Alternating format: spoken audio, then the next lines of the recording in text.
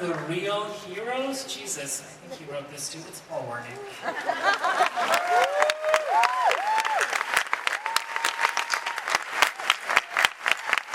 next guest was in a dream I had last night where he told me I was cast in Zombieland 2. It's Red Reese.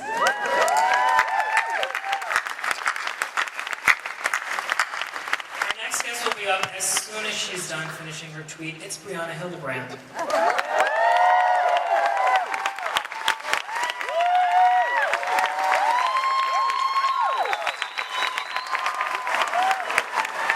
Next is a man behind that lovable hunk of Soviet metal. It's Stefan Kapnick.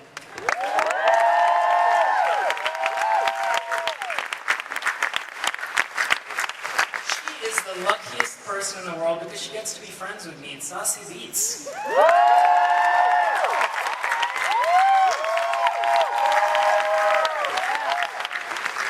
Our next guest can be described as the most selfless person in Hollywood.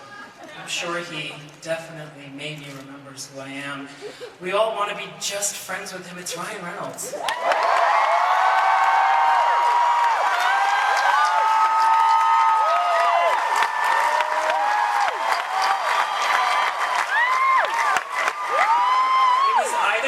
I was going to list Ryan Gosling credits, so just if that didn't work.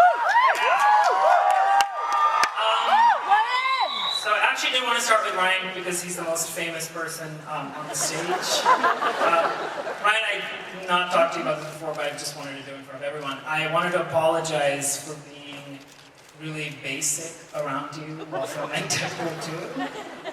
What happened was, I didn't know what to expect when we did the first movie, and I was blown away by our performance. And I think everyone who worked on the first movie was like, I think we're part of something really special. And I saw the movie and I was like, oh, I guess Ryan Reynolds is one of my comedy heroes now. And then going into the second one, I was so starstruck around you, and you would make a joke, and I would think of like a few responses, and they'd all not be worthy of your time, so I just wouldn't say anything. And so when they asked me to do this panel, I was like, absolutely not, this is my personal nightmare. But then, I was like, maybe this is my only chance to show you that I have a personality, so just know I've had life experiences that I'm just scared to share in front of you. On that note, I think the last time you were here, there was barely a movie. Now we've released 2 pretty successful movies. How are you feeling? Well, this is the most you've ever talked to me. It's real true, to be honest. Say we Thelma and Louise this shit straight to hell together. I haven't been here since 2015, where we sat in front of you guys and showed you footage from Deadpool 1. It was still probably the definitive experience of my entire career. Honestly, words are too clumsy to, I think, accurately express my gratitude, because Deadpool 1 was made because of the people in this room, because you guys yelled, screamed, and kicked on the internet and forced the studio to make this movie. And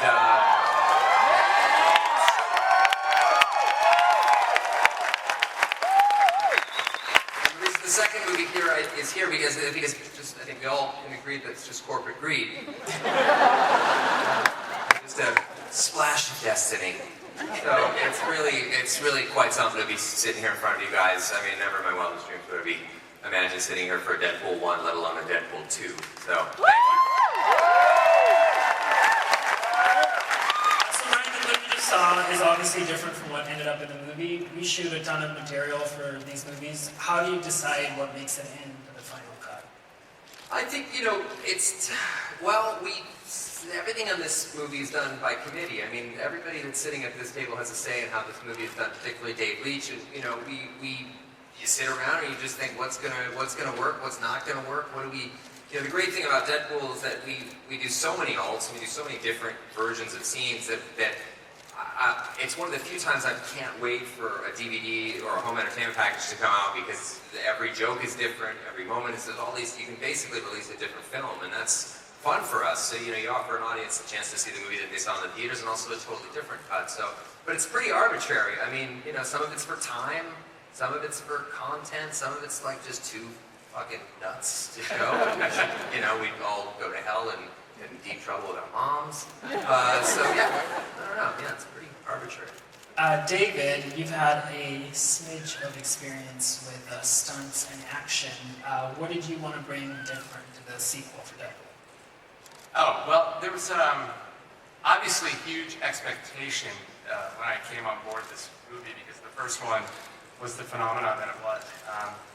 But I think having the action background, I mean, the things that I wanted to play with was Deadpool's powers and have fun with that and like his healing factor and how like crazy can we go? And trying to take it to this level of creativity, you know, we tear him in half, we break his arm, Yeah. he goes out, so, you know, it's fun. So who would win in a fight? John Wick, Deadpool, or Jonah Hex? Be honest. Joke. Wow. The audience, really. Wow. It's like a hard, well, I was gonna, any answer's a sellout, man. All right. No, Deadpool obviously has a healing factor. All right. He's always in the game. He was ripped in half. Yes, this is so Strong answer. Yes, always Strong answer. He's always in the game. He's a lot like Ryan. He's always in the game. So what we just saw was an alternate version of a scene that ended up in the movie, but what we're about to see is a scene that was never in the movie, right? And there's a lot of that in the super duper cut. Yeah, I mean, we tried to give you as much the material that we left behind, and so the super duper cut has not only all jokes in most of the scenes, it has some great additional scenes that were left on the cutting room floor, and not because we didn't love them, it's just like Ryan was saying, when we're putting the movie together, it has an ebb and flow, and you end up with a cut that it's really working, and you know. But then when I watch this one, I'm like, shit, this one works really well too. So you never know. We're so glad that you get to see this stuff. Yeah, all right, that sounds like a setup. All right, Blind Al, let's do it. Why did we cut it? It was your fault. Did you patch the planes, trains, and automobiles in there? I like it. I like it. My favorite movie. So. All right, Brianna, Stefan, we've been through this shit show before. What was the experience different for you guys on the second one compared to the first one? The moment I stepped into the trailer, I was like, we have a lot of money now. Jeez. No, but I mean, that aside, which obviously was a plus, it was really cool to get to work with, you know, a lot of new cast and you know, a lot of new people in general actually were like on the crew. And although some of them were the same, but most of them were different, and that was cool. It was like, it was like the same feeling though. It was kind of strange, like kind of all new people, but something about like the heart of the film brings the same kind of energy to the set. I don't know. That may just be Ryan bringing that energy to the set, but yeah, it was fun. It was a good time. Well, for me, everything was unbelievably amazing. You know, working with David, Ryan, of course, and with everybody else. Well, we brought a new levels with Colossus. I had a chance to fight Juggernaut. I got a chance to say, pick on someone your own size. The things I always wanted to say. And of course, we had this F moment for Colossus, who doesn't swear, but he did it. Yeah, so really, so many unbelievable things, and I really want to thank this amazing team for everything. Thank you guys. And thank you, because you made this happen. Thank you. It's just a general Colossus question that's in my mind. Why does he wash his hands if they're made out of metal? Well, Germs? germs. Yeah. Safety Right. first. Safety first. I'm learning so much. Rhett and Paul, I love the idea that Deadpool 2 was kind of this family film, and it's kind of Deadpool trying to be a decent person. When did you guys zero in on that idea for the story? Well, I mean, we're always trying to drop the poison pill of heart into these movies and to slip that past you guys. And so the first one, a little bit of a romantic comedy, right? A love story. And then we thought this one, why not emulate the Disney movies and go family film? But our overall goal, though, is to make you cry at the end. And so we thought that this dysfunctional family coming together might be a means of doing that. Oh, that's awesome. So Deadpool has a few new faces in this movie. Let's take a look at an extended clip from one of the scenes that features the new cast. It's called the Super Duper Thunderfuck Edition. It's not, okay. All right. Well, they'll beep that out later. Zossi, hi friend. So weird talking to you on the stage. When we worked on this movie together, we talked a little bit about how crazy it was for you to join this kind of big superhero monster movie. Now that the movie's out, how are you feeling about the whole experience? Well, it went well, I think. I was talking about this earlier today, actually, but you know, signing on to this, I was really nervous because you know, the first film was so wonderful, and I didn't want to drop the ball on that. And so I really, you know, I wanted to come in as prepared as possible, and I got a bunch of support from the team, but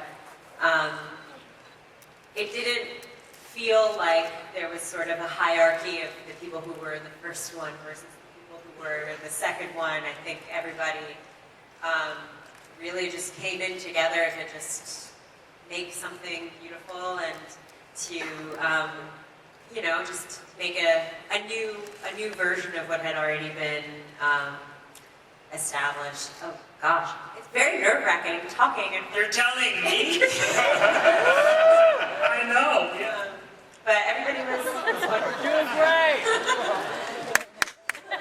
David, what was it about Zossi that made her the perfect domino? I mean, look at her. No, you know, we had a short list of actresses that came in, and it was really sort of down to the final chemistry reads, and it was just this undeniable chemistry with Ryan in the room that put us over the edge. I mean, we were all fans of your work, and it's you know, we were rooting for you, but at the end of the day, it was that last sort of chemistry read that we were just like, we found it. It's not easy to go toe-to-toe with Ryan Reynolds, and she went You're toe-to-toe. telling me? Hang out right now. Rhett and Paul, this movie is jam-packed with Easter eggs and cameos and references. Was there something that you were really proud that made it in the movie, and is there something that you're really bummed that did not make it in the movie? Well, we're really proud that there's a cameo, there's a little Easter egg that no one sees except Rhett and I, which is we're in a helicopter scene where Shatterstar gets pulverized. We've seen it. Yeah. That's the Easter egg nobody talks about, and here's why they don't talk about it. Because we were terrible. We shot for a day that scene, and there is about 3 frames of video in there that's left. So we're thrilled that that's the secret cameo, and we're crazy disappointed that there's 3 frames of video. Awesome. Well, I think I'm ready to ask some questions from you guys. So let's get this Q&A started. All right. Oh, hey, Guys. happy July 4th. Oh, yeah.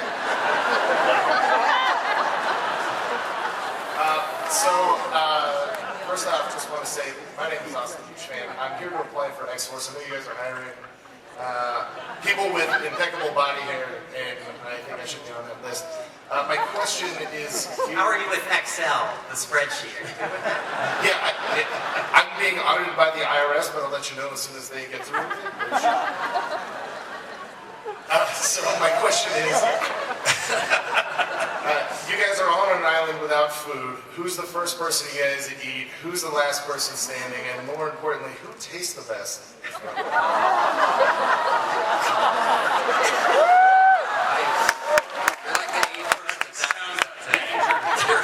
You're hired. Yeah. Sounds like a dangerous question. It really sounds like a dangerous question. Yeah. It's right up there with that awful Mary Kill question. People I've got a lot of give up in life, so if we're in a survivor situation, let's give up and die, and you Okay. guys can Yeah. feast. And I can attest that bread doesn't taste delicious. Yeah, no, absolutely not.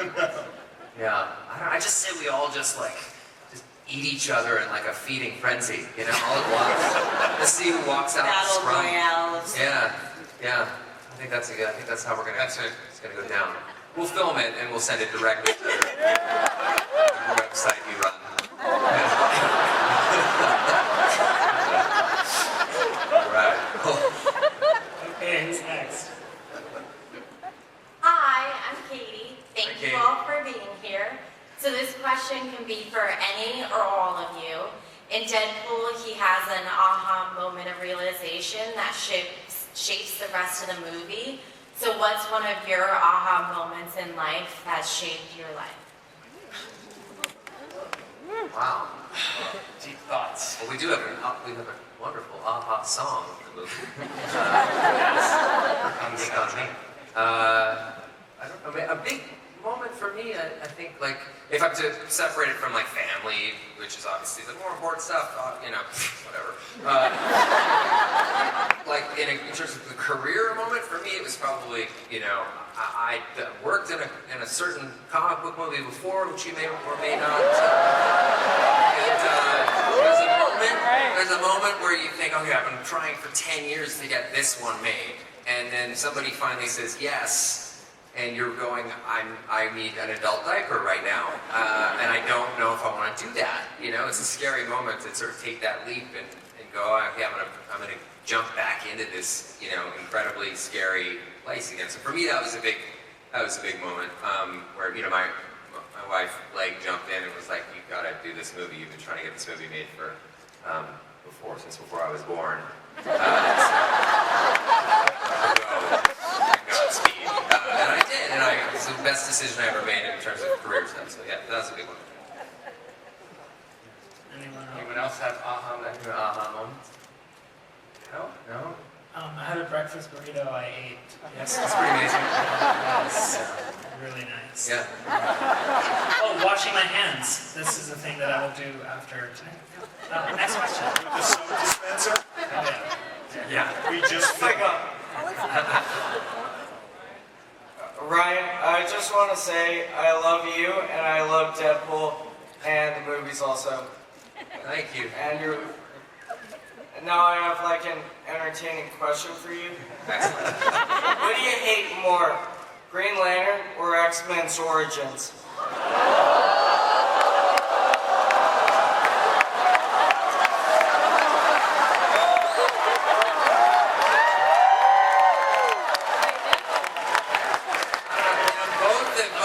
Both have kind of been like an endless wellspring of awesome jokes for Deadpool, so I can't say I hate either of them. I actually sort of love them both. But honestly, they were both amazing experiences to work on those movies. I had a ball shooting them. You're in an incredibly fortunate position to be able to shoot any movie, let alone one those size. But no, they're both pretty bad. Hope that answers the question. All right, it was entertaining. Thank you. Hey, what's up, guys? My name's Dominique. The movie was great. Ryan, why are you so fucking cool? I'm gonna give you a hug. I'm sending you my hug. Oh, Anyways, thank you. my question is, what are you and the missus watching on Netflix? What are you guys binging on?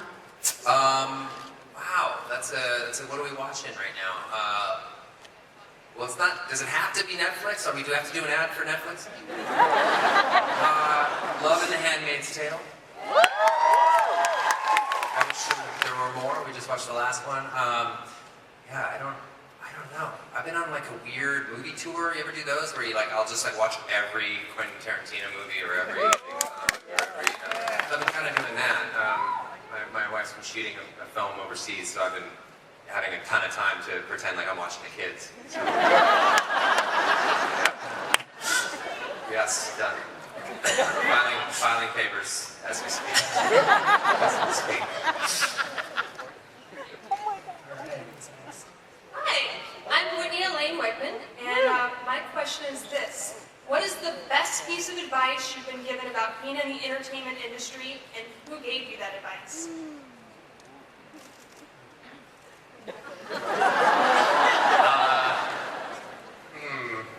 I got mine ready to go. But You have to answer ask every a question. What? Jump in if you want. I don't. No, go. Okay. The best piece of advice I ever got was I used to do a television sitcom called Two Guys, a Girl, and a Pizza. On that show, I moved to Los Angeles to do improv comedy. That was my dream, but it obviously doesn't pay anything. In fact, it costs money to do. So I needed to get a job, and I got this amazing job, which felt like a blend of both of those things, which was a sitcom, this incredible show. But I found myself like kind of holding back a lot in the first couple episodes of that show. And the guy who ran that show was named Danny Jacobson. He said something to me that I'll never forget, which has served me so well. He said, you know, it's okay. You can go out there. It doesn't make you an asshole if you take the stage. Meaning, like, go out there and just give it your all. Take that stage like you own it. It doesn't, you know, and I was very kind of Canadian about it all. I was like, sort of like, I'm sorry, you know, your line, go ahead. You know, but he sort of really helped me learn that the two are not the same thing. So I can go out there and have fun and sort of do my thing and do it as well as I can and not really have to apologize for it because that's what we're all here to do. So that for me was the best advice I got.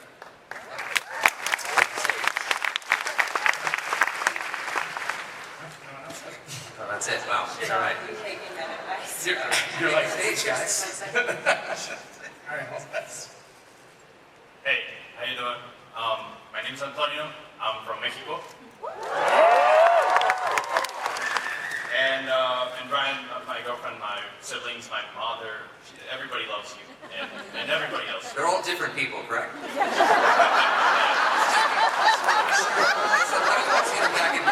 That's not what you said.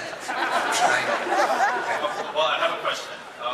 Having the chimichanga loving merge with a mouth be represented by an actor from Band City truly gives authenticity to the character. Would you be willing to help position a Mexican superhero from Mex City who loves beaver tails and maybe put that into the pop art world? That's you, isn't it? You're that guy. No, you're the guy. For sure, of course. I mean, you know, I like to think that Deadpool's one of the characters, you know, that is truly about inclusivity, and I think movies that we see need to reflect the real world, you know, regardless of your sexual orientation, your sex, your color, your anything. I just think the movies need to, and we don't need to be making a big deal about it or patting ourselves on the back. I think it all needs to be up on the screen. It's life. It's what we do, so. Mexican superhero. There's a lot of them out there, so let's do it. Hi, this question is for Ryan. Will you ever be in a movie where Deadpool and Green Lantern team up together and you play the role of both of them? Spoiler alert. That sounds like fun. That sounds really expensive. You know, the Deadpool suit is super cheap compared to a totally computer-generated onesie. So maybe, I don't know, that'd be fun. What about your twin brother, Gordon? Oh yeah, Gordon. Great. What an asshole.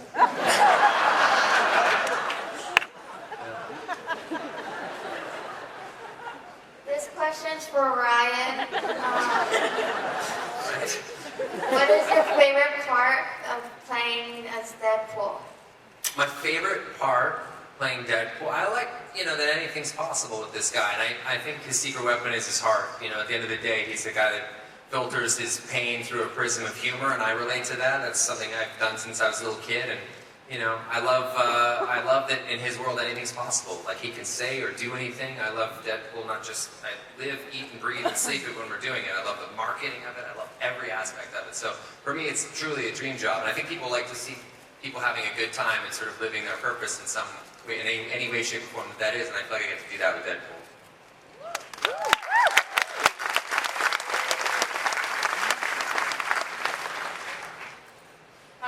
Hello everyone, I just wanted to say that Deadpool was one of the best movies like I've ever seen in my life.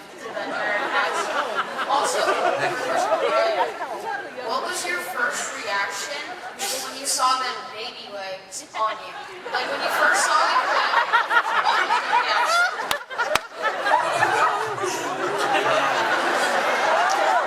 I'm starting to regret some of the swearing I've done lately. Under 15.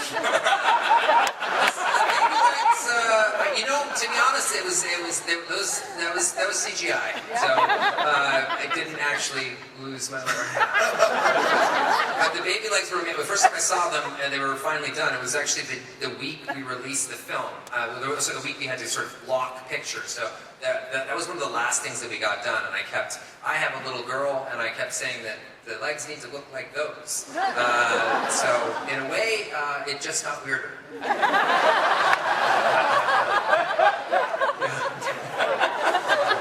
His note was they need to be cuter, right? Did you say? Yeah, they just need to be like innocent and cute. And like the first couple iterations, Dan Glass, our visual effects coordinator, he made them sinister. Who hurt you? We were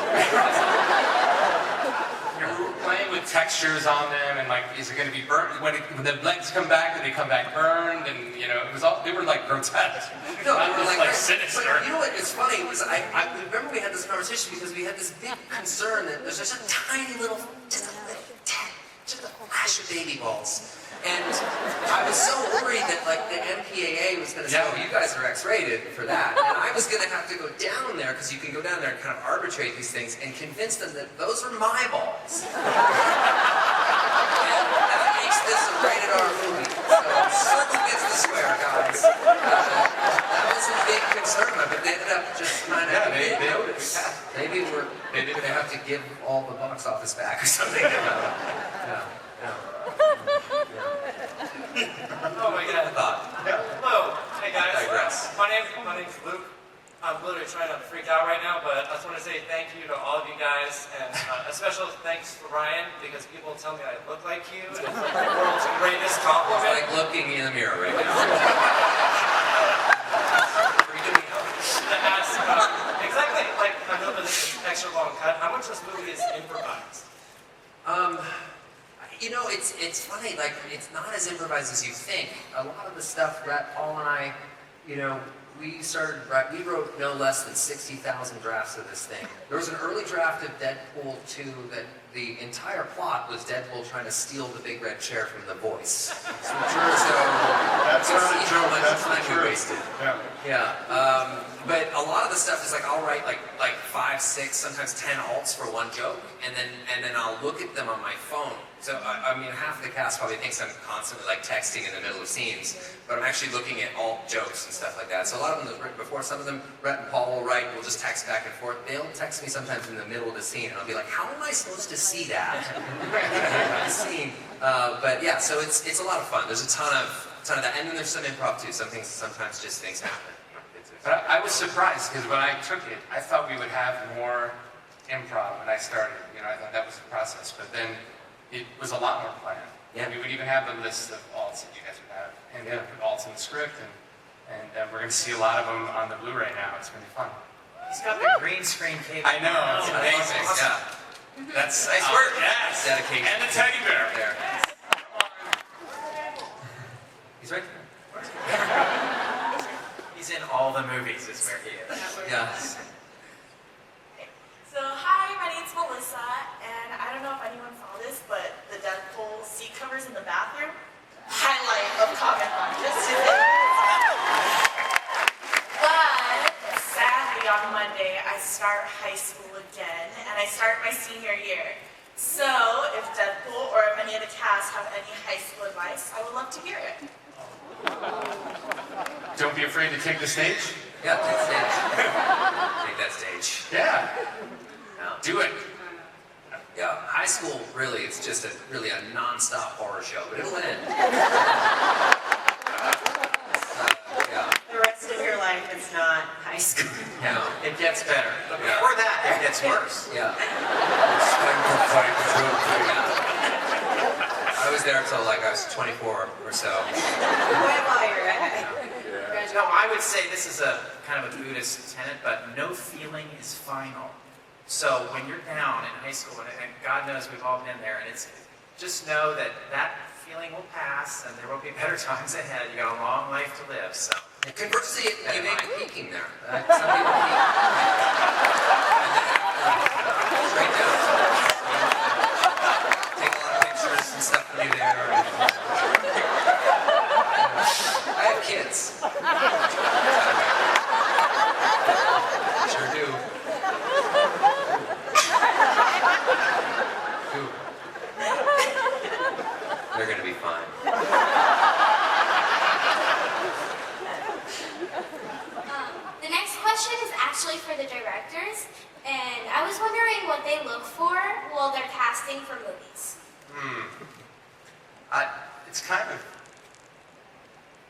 You look for talent? No, I have one of my, Jim Mangold's one of my mentors, and he directed Logan. I don't know if you guys know Jim Mangold. And he did say this thing to me once about casting, and he's like, cast the man. And what he was trying to say is like, there's something that's innately in the person that you want to come through to the character. And I think it's like, it's probably one of the reasons maybe Deadpool works so well with you, Ryan. It's like, there's part of you in him and him in you, and you know, I think so. I try and find that quality in the person as well as their ability to perform a character. So, yeah. That's all I got. Hit it. My question's for Ryan, but the other cast members can answer as well. But Oh, jeez. It's coming, I can see it. if you'll let me finish.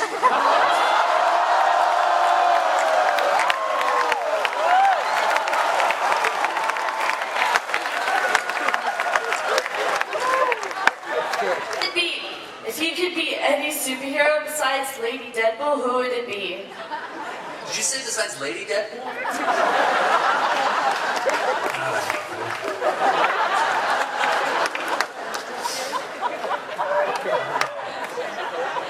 That's it. Which, like, other superhero would I be? I don't know. Yeah. Sort of did that, you know, yeah. I love Wolverine, but God, I'd be terrible. I don't know. I would probably, like, early on, I wanted to be the Flash as well. I always liked the Flash character, the Wally West Flash. So, but, you know, that ship has passed, to be honest. I think we all can agree that that's never going to happen. You guys? Any of you guys? Well, definitely the Punisher. Or as a villain, I would like to play Kraven the Hunter. Yeah, great. Yeah. Do it! Hermione, for me. Trying to fill the space. We're running really behind, so managed the time very poorly. Quick comment. I just wanted to say, Zazie, your portrayal of Domino is like one of my favorites because she is one of my favorite Marvel characters. Period. Great. Thank you. Thank you. My question is for the creators of the show. I know it was a long road to get Deadpool, drum up the interest for it, and get it up and running. So I just want to know, was it incepted in your mind for Ryan to play Deadpool from day one? Because the comics mentioned that Deadpool says he's Ryan Reynolds mixed with a Sharpay. And then Ryan, what did you do to train to dig deep into evoking your inner Sharpay to get ready for the role? Well, I mean, it's in a long road. I mean, Brett and Paul could probably speak to the process of just making the first movie and getting it greenlit if you want to talk about that. Well, I'll get on obviously, the dog part. origins have happened, right? So, and I think Ryan's feeling was that wasn't the best representation of the character, and let's try again. And so, but you came to us, you hired us. So, Paul and I got hired by Ryan, who was a producer and the star who was going to play Deadpool. And then we embarked on about a 6.5, 7 year painful, you know, crawl over broken glass uphill both ways to get this thing made. And again, we really do owe it to you guys and to your reaction to the leaked footage, to the leaked screenplay, to everything we leaked. Actually, we didn't do it. Security.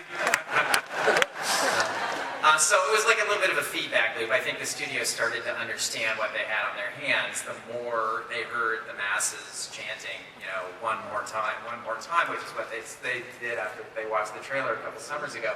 That infectious joy from you, you know, buoyed us and carried us to the theaters. I have a question though.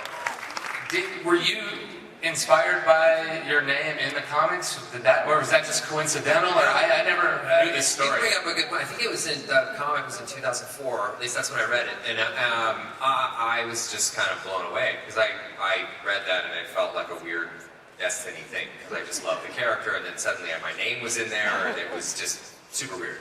But yeah, I didn't think that dream would actually come true. I mean, particularly by year 80, I was sort of losing hope. And so yeah.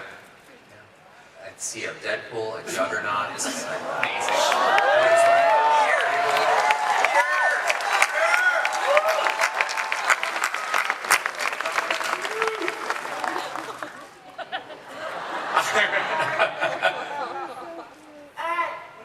This question is for Deadpool, and first of all, I thought that bringing in a kid to be the main villain was amazing. And my question is, how did you come up with that idea?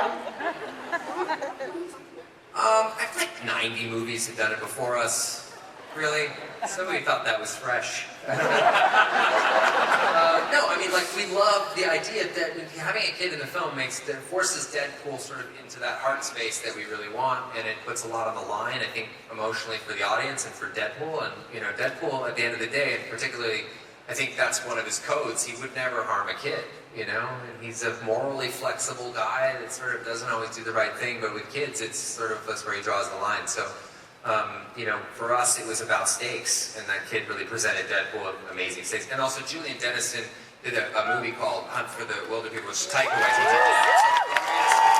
And so few people in the United States have seen this film, so do yourselves a favor. If you haven't seen it, check this movie out. It's one of the best movies you'll ever see.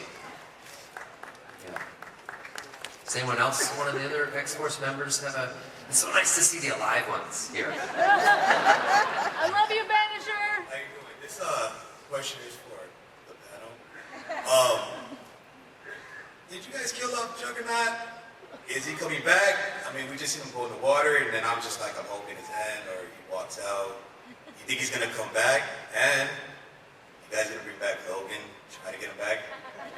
Wow. Well, I can speak to the Juggernaut part of it. I think you got to watch closely on the Blu-ray, and you'll see. If you watch closely to the end frame, you'll get your answer.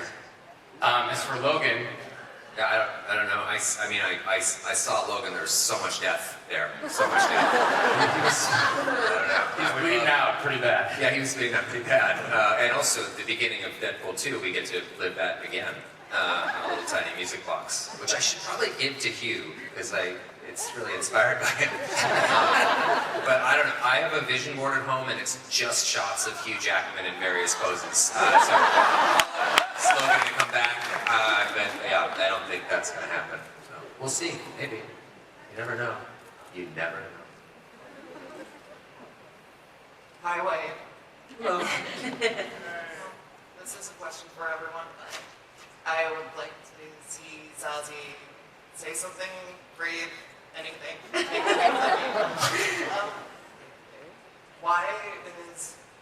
What is Josh Brolin like? I'll answer this one, I guess. Josh Brolin is just a dude.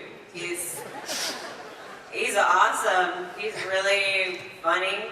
And he, when I was sitting in a corner cowering because I was worried about delivering my lines well, he came over and he was like, "You're good, girl." So he's great. I really appreciate who he is and who he will continue to become.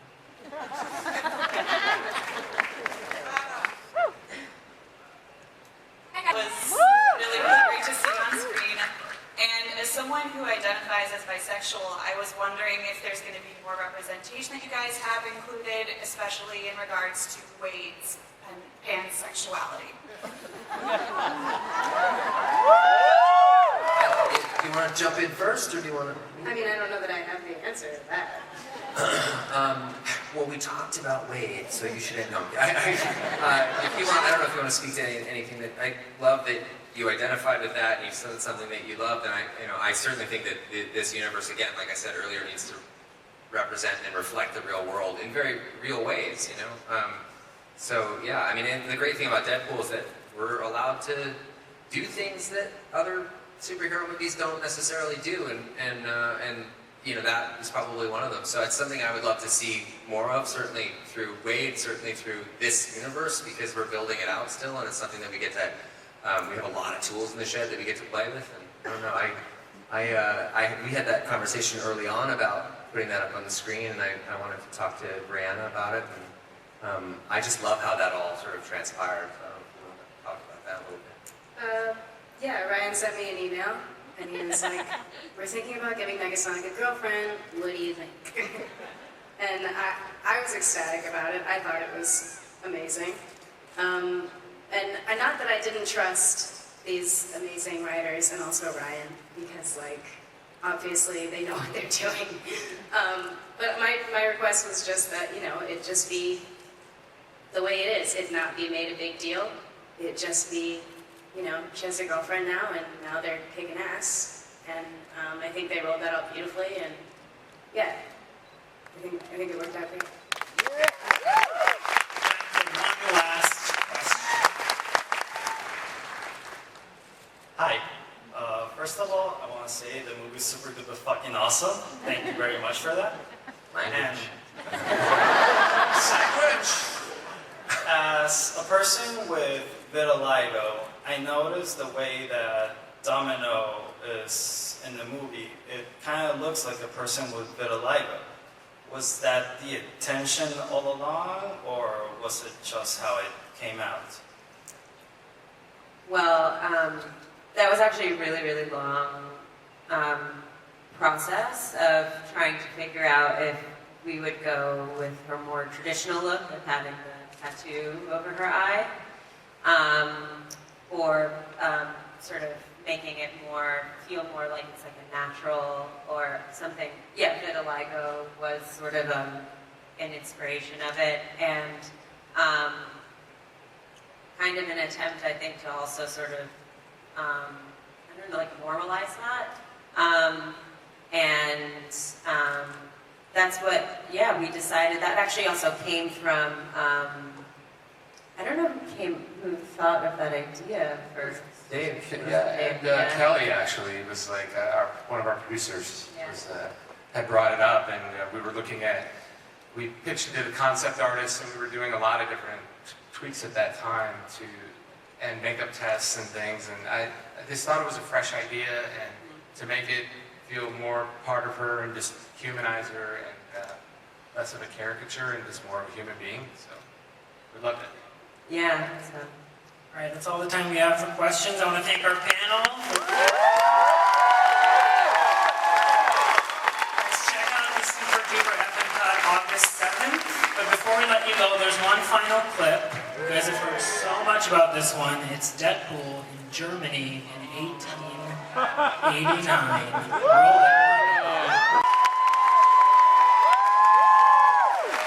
Well, let's hear it again for all of our guests from Deadpool 2 Super Duper Cut. David Leitch, Paul Wernick, Rhett Rees, Brianna Hildebrand, Stefan Kavazek, Zazie Beats, Ryan Reynolds, and our special guest moderator, Mr. Karan.